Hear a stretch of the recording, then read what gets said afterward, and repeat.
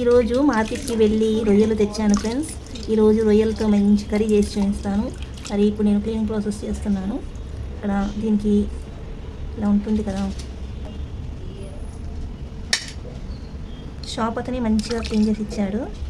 కానీ ఇంటికి వచ్చాక కూడా మనం చేసుకోవాలి కాస్త క్లీనింగ్.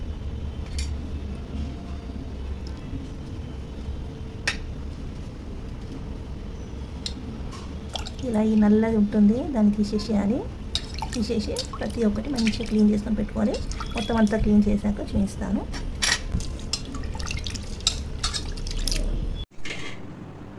హలో ఆల్, ఈరోజు మన రెసిపీ వచ్చేసి ప్రాన్స్ స్పైసీ మసాలా కర్రీ. మరి సండే వచ్చిందంటే నాన్ వెజ్ కంపల్సరీ అయిపోయింది కదా ఈ రోజుల్లో. మరి సండే వచ్చిందంటే అందరూ చికెన్ మటన్ అలా తెచ్చుకుంటారు కదా. కానీ సీ ఫుడ్స్ అంటే ఇష్టపడేవారు తప్పకుండా ఇలా ప్రాన్స్ తెచ్చుకొని నేను చూపించిన విధంగా ట్రై చేయండి, చాలా బాగుంటుంది. మరి చాలామంది ప్రాన్స్కి నీచు వాసన వస్తుందని తినరు కదా, కానీ నేను చూపించిన విధంగా ట్రై చేసి చూడండి, తప్పకుండా ఇష్టపడతారు. మరి నేను పొద్దున్నే ప్రాన్స్ తెచ్చుకొని ఇలా క్లీన్ చేసుకొని రెడీగా పెట్టుకున్నాను.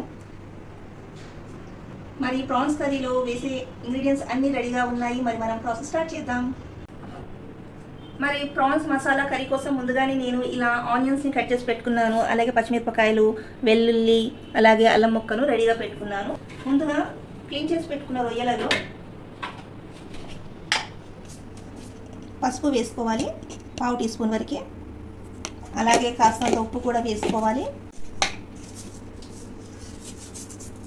ఇలా ఉప్పు పసుపు వేసుకొని ఉడికించడం వల్ల నీచు వాసన అనేది పోతుంది. ఇలా ఉప్పు పసుపు వేసి రొయ్యలకు పట్టించాలి.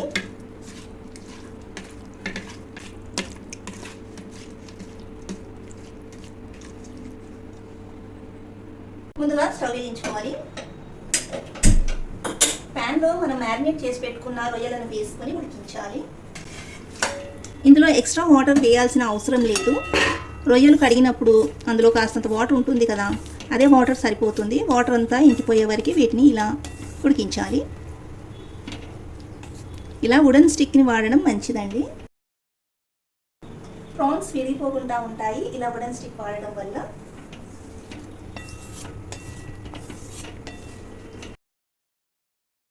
మూత పెట్టి ఉడికించుకోవాలి. 2 నిమిషాల తర్వాత మూత తీసి చూడండి. చూసారా, వాటర్ అనేది తేలింది కదా. వాటర్ అంతా ఎగిరిపోయేంత వరకు ప్రాన్స్ని ఉడికించుకొని స్టవ్ ఆఫ్ చేసుకోవాలి.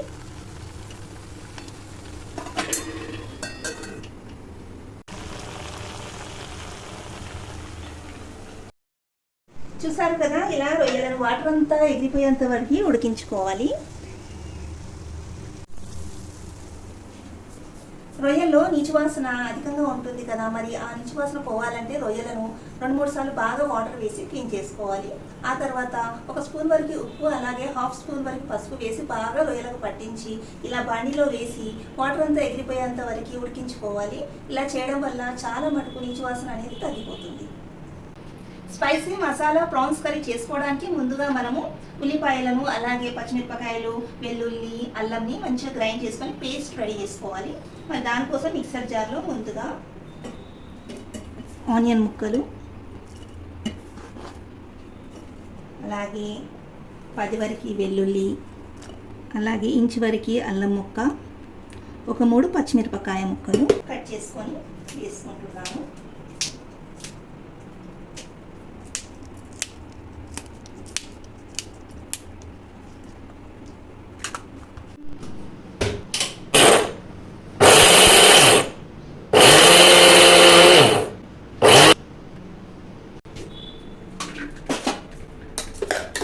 ఆనియన్ పచ్చిమిర్చి పేస్ట్ రెడీ అయిపోయింది. ఇప్పుడు మిగతా ప్రాసెస్ స్టార్ట్ చేద్దాం. ప్రాన్స్ మసాలా కర్రీ చేసుకోవడానికి ముందుగా స్టవ్ వెలిగించుకొని ప్యాన్ పెట్టుకొని అందులో ఆయిల్ వేసుకోవాలి. 2 టేబుల్ స్పూన్స్ ఆయిల్ వేయాలి.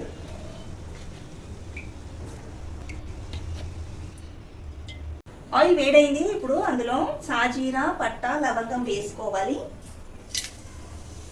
1/2 టీ స్పూన్ వరకు సాజీరా, 1 ఇంచు వరకు చెక్క, అలాగే 3-4 వరకు లవంగాలు, 2 ఇలాచీలు వేసుకున్నాను. 1 బిర్యానీ ఆకు కూడా వేసుకోవాలి.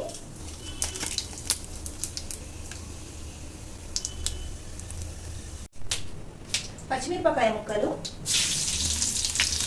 అలాగే కట్ చేసి పెట్టుకున్న ఆనియన్ ముక్కలు,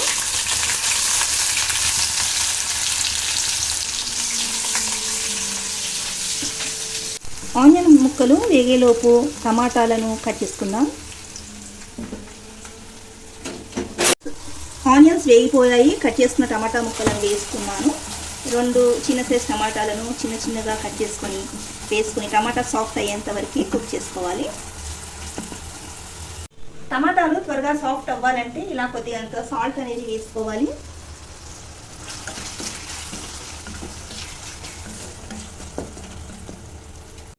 పది వరకు మిరియాలను ఇలా దంచి రెడీగా పెట్టుకున్నాను. చూడండి, టమాటా మంచిగా సాఫ్ట్గా రెడీ అయిపోయింది. ఇప్పుడు ఇందులో మనము ఇందాక గ్రైండ్ చేసి పెట్టుకున్న ఆనియన్ అల్లం వెల్లుల్లి పేస్ట్ వేసుకోవాలి.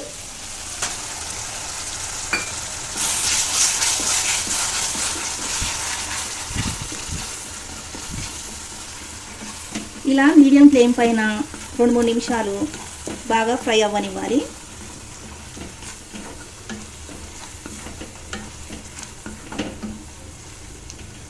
ఇలా 1 నిమిషం వరకు మూత పెట్టి ఫ్రై చేసుకుందాము.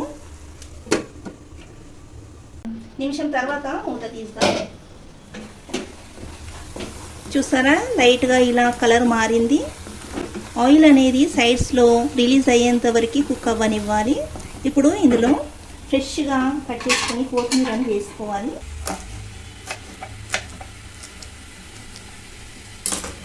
అలాగే ఇందులో కరివేపాకు వేసుకోవాలి. నేను ఎప్పుడైనా సరే కరివేపాకును ఈ విధంగానే స్టోర్ చేసుకుంటాను. కరివేపాకు ఎప్పుడు తెచ్చుకున్నా కానీ సరే మంచిగా క్లీన్ చేసుకొని ఇలా లీవ్స్ అనేది సపరేట్ చేసుకోవాలి. తడి లేకుండా మంచిగా ఆరబెట్టుకొని ఇలా హోల్స్ ఉన్న స్టీల్ డబ్బాలో వేసి ఫ్రిడ్జ్లో పెట్టుకుంటే ఎన్ని రోజులైనా నిల్వ ఉంటాయి. చూడండి ఎంత ఫ్రెష్గా ఉన్నాయో. ఇలా డ్రై అయిపోయినా సరే చాలా బాగుంటాయి. ఇలా 6 నెలల పాటు నిల్వ పెట్టుకోవచ్చు. కొత్తిమీర వేసుకుందాము.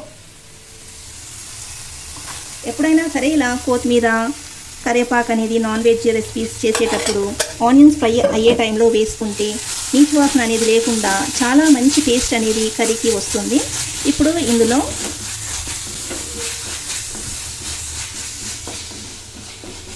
కారం వేసుకుందాము.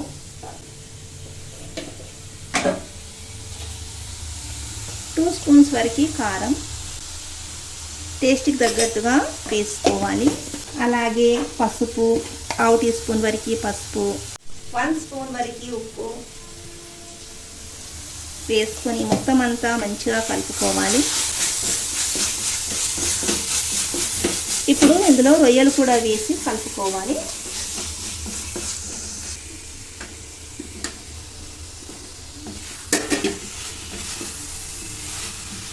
ఇలా అంతా మంచిగా కలుపుకొని ఒక 2 నిమిషాలు మూత పెట్టి ఉడికించాలి.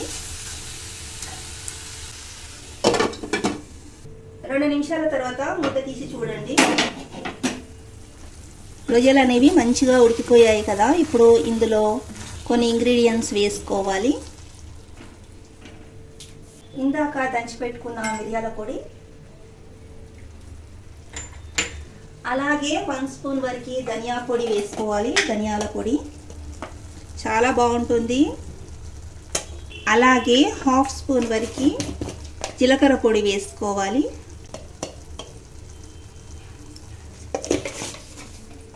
మొత్తం అంతా ఇలా ఒకసారి కలుపుకొని 1 నిమిషం పాటు కుక్ అవ్వనివ్వాలి.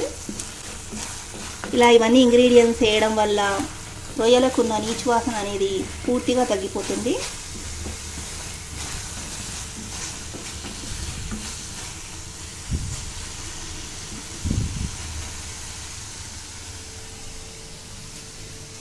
ఒక నిమిషం పాటు మూత పెట్టి కుక్ అవ్వనిద్దాము. నిమిషం తర్వాత మూత తీద్దాము. ఇప్పుడు ఇందులో కూర మునిగేంత వాటర్ వేసుకోవాలి. గ్రేవీ ఎంత కావాలో చూసుకొని వాటర్ అనేది యాడ్ చేసుకోవాలి. ప్రాన్స్ మునిగే అంత వాటర్ పోసుకోవాలి. మనకు గ్రేవీ ఎక్కువ కావాలంటే ఇంకాస్త ఎక్కువ వాటర్ యాడ్ చేసుకోవాలి. అలాగే ఇందులో 1 స్పూన్ వరకు గరం మసాలా పొడి యాడ్ చేయాలి.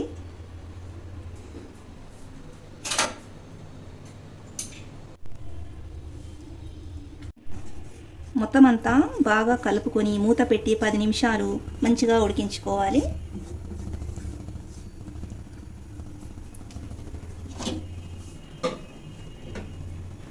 పది నిమిషాల తర్వాత చూద్దాం. 10 నిమిషాల తర్వాత మూత తీసి చూద్దాం. రొయ్యలు మంచిగా ఉడికిపోయి ఉంటాయి.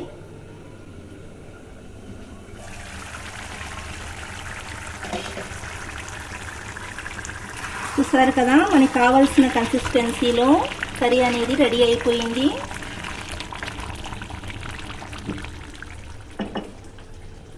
ఫైనల్గా ఇలా కసూరి మేతిని ఒక స్పూన్ వరకు తీసుకొని ఇలా నలిపి ఇలా వేసుకోండి. టేస్ట్ అనేది డబుల్ అయిపోతుందండి, చాలా బాగుంటుంది. తప్పకుండా ఇలా ఒకసారి ట్రై చేయండి.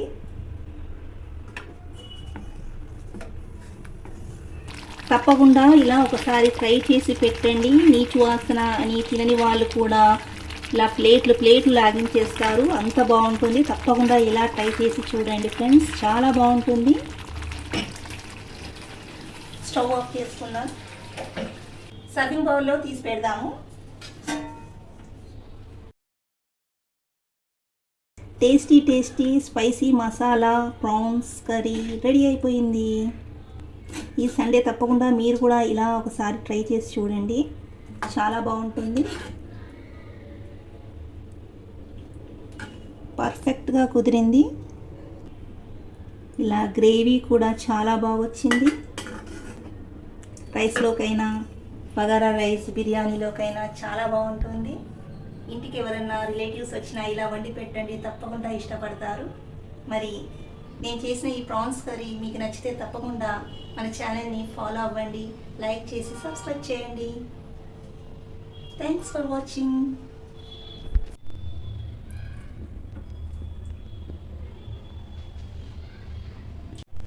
ఇలా కాస్తంత కొత్తిమీరని పైన జల్లుకుంటే చూడడానికి కూడా చాలా బాగుంటుంది.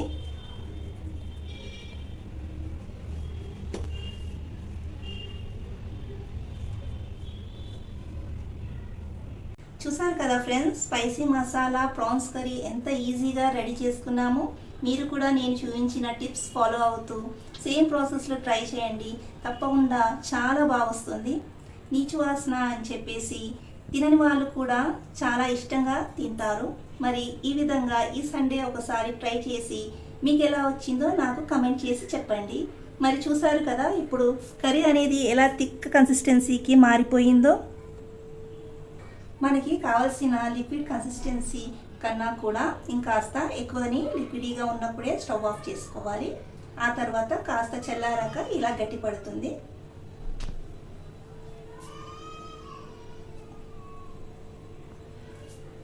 సీ ఫుడ్ అంటే ఇష్టపడే వాళ్ళు తప్పకుండా ఇలా ఒకసారి ట్రై చేయండి.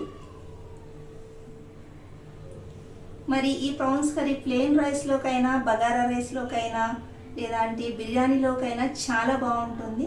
ఫ్రెండ్స్, నేను కొత్తగా ఛానల్ స్టార్ట్ చేశాను.